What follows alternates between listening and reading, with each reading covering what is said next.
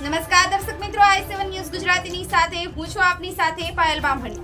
તો જોઈએ આજના મહત્વના સમાચારમાં।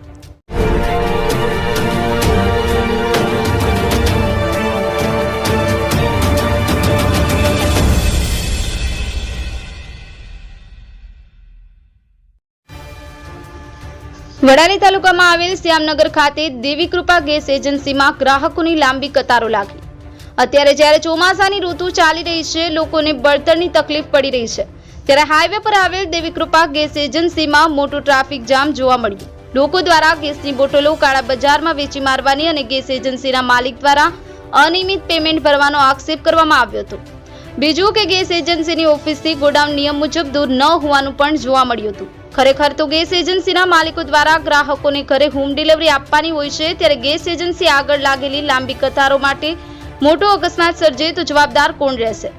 ગેસ એજન્સીના માલિક દ્વારા ઘરે બોટલ પહોંચાડી અને ફિટ કરી આપવાની જવાબદારી હોય છે, ત્યારે ગ્રાહક ગેસ એજન્સી પર રૂબરૂ આવી બોટલ લઈ જાય અને વચ્ચે રસ્તાના અકસ્માત થાય તો જવાબદાર કોણ?